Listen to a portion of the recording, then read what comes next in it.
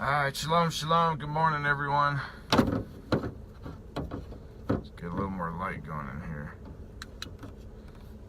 Hey, let there be light. I got to start a little early this morning because I've got my Route 6, which is my huge route that I have to walk 11 to 13 miles on. So, oy vey. Good morning, Daniel, David and Michelle, Sally Booth, Tony. Good morning, y'all. Daniel Wetson. Now, this seems to be a good time to come on here. Y'all are on there quick. Alright. All of us, early bird. Yeah, the early bird gets the worm, right? Only if the worm woke up that early, too. Nobody ever thinks of that. Okay, so where are we at here?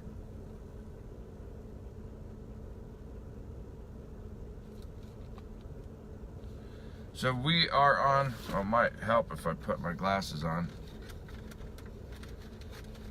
Angelina, good morning. Donna, good morning.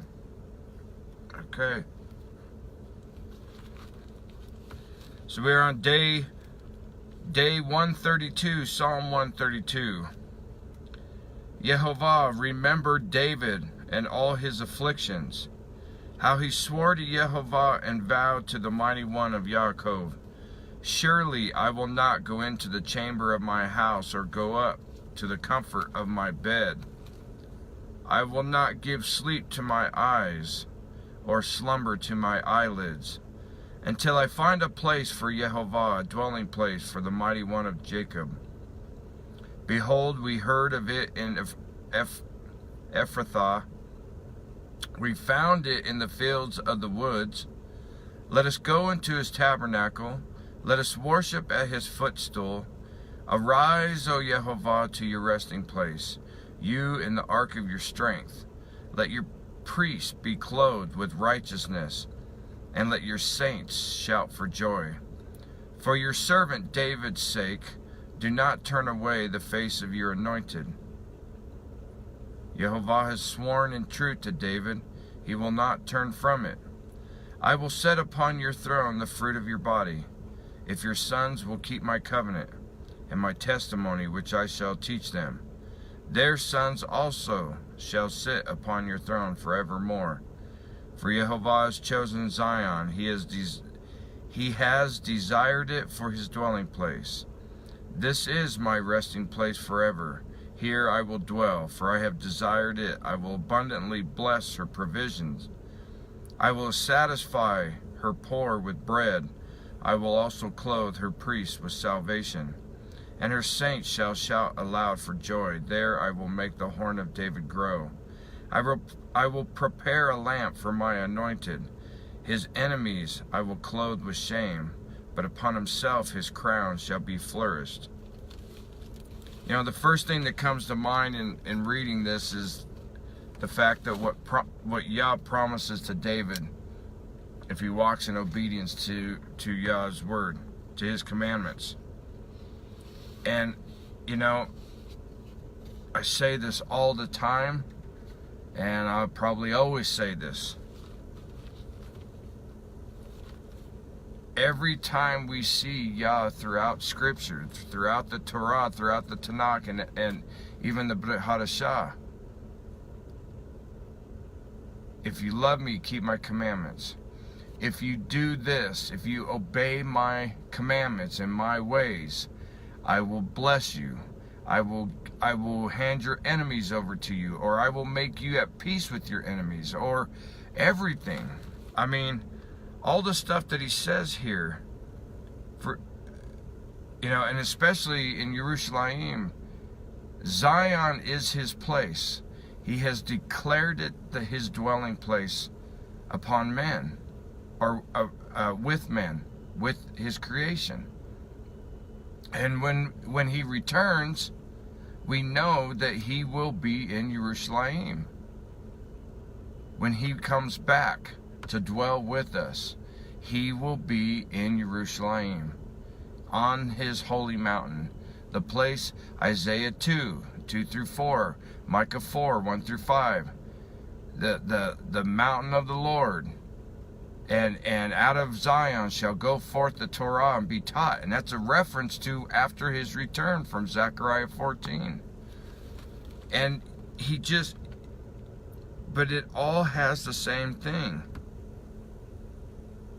First, I like how David's like, I will not rest till there is a place for you to dwell among us. I mean, David was willing to give up and sacrifice everything.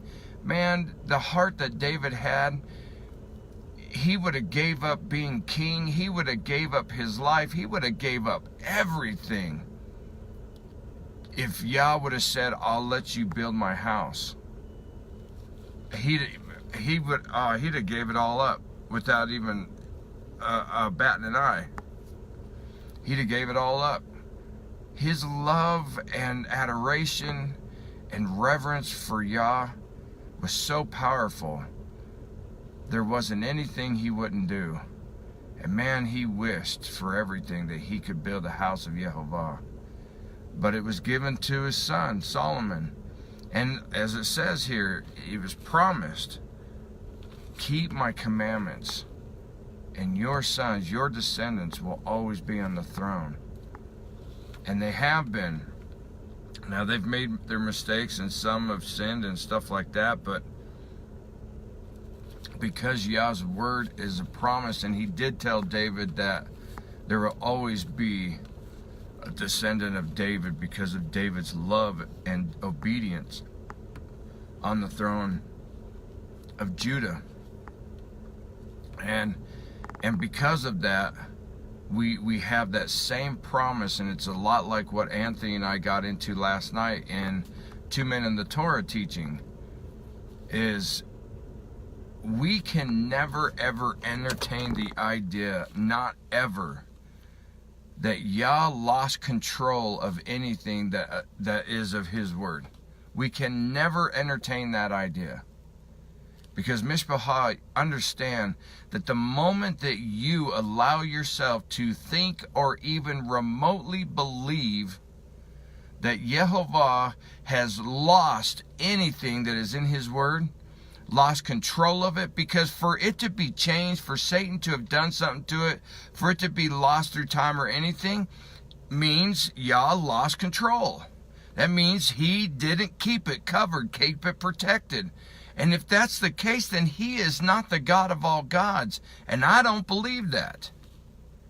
He has never, ever lost control of his word. It is still going forth today and accomplishing what he set it forth to do. Even so much so that the promise of restoring Israel back unto himself and bringing the two houses of Israel back together, that even after almost 2,000 years of Israel ceasing to exist, he protected a remnant of Israel during that entire time of Judah so that it would be restored. He never lost Israel. He never lost Judah. He's never lost, like what we talked about last night. People try to say that, how do I know that this is the day of the Sabbath? Time has been lost and all this. And it's to declare that Yah had no control of protecting his own covenant. And that's blasphemy. To allow yourself to even entertain that thought is utter blasphemy. It's a sin. Mishpachah, he is the God of all creation. There is nothing remotely that can even touch the level of his authority and power. Nothing. Not Satan, and sure not man.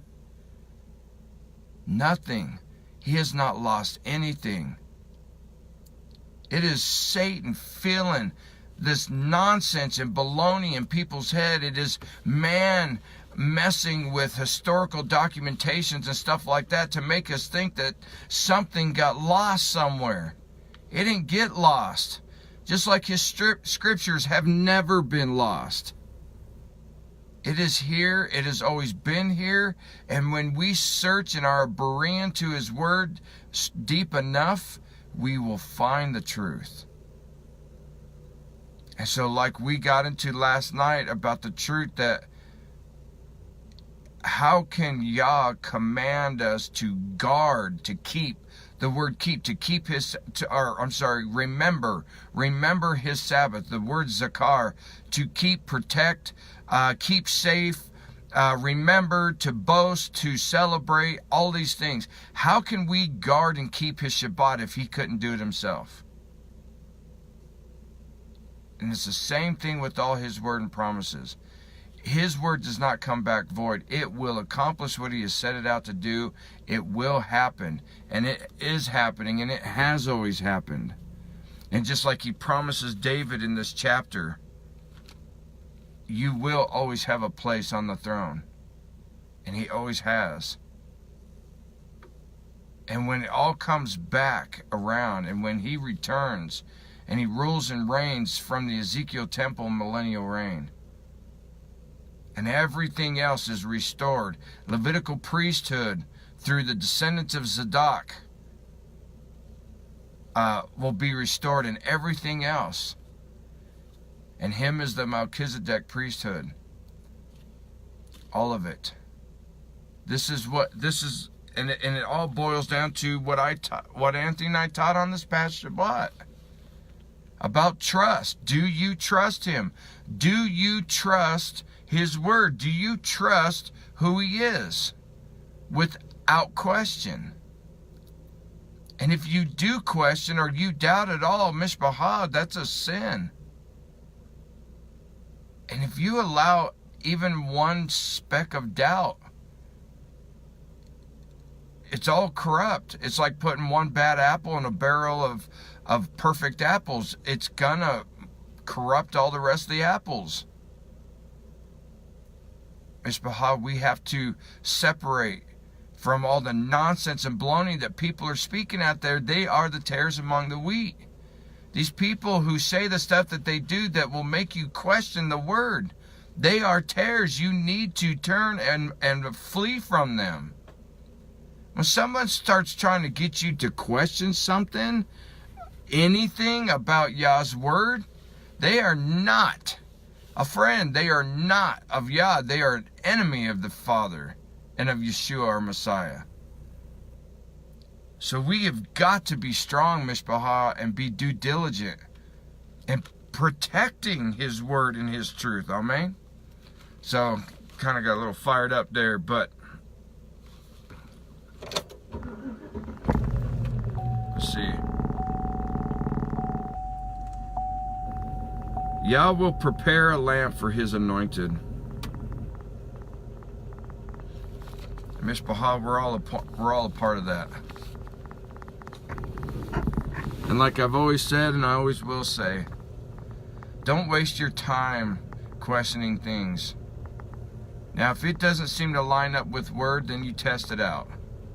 And you should always test everything out to line up with the word.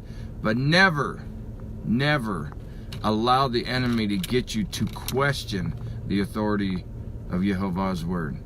Not ever. Because the moment you decide to open up that door and allow yourself to walk down that path, it is a road that is almost impossible to come back from. And you can only hope that Yah will give you eyes to see and make you realize where you've strayed from. That's a scary road, Mishpahah. I've seen so many go down that path and never come back.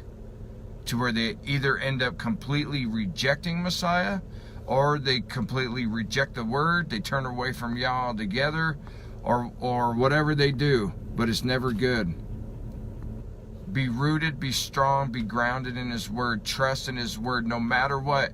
If there's something that you're missing or don't understand, it's on us, Mishpahah. It's never on him. Never. He is perfect. He is holy and righteous. There is no error in him. He does not make a mistake. We do. We have. So as you go about the day today, Mishpahah, Of course, read that chapter again for yourself. Ask Yah and see what He wants you to get out of it. But Mishpachah, stand on the word of Yehovah. Stand on it and do not waver. Be strong. Be bold and courageous. Rakasak ve'amatz. Be bold and courageous and stand on Him in His truth, Mishpachah. I love you all. Have an awesome and blessed day. Most of all, Yah loves you. Shalom, shalom.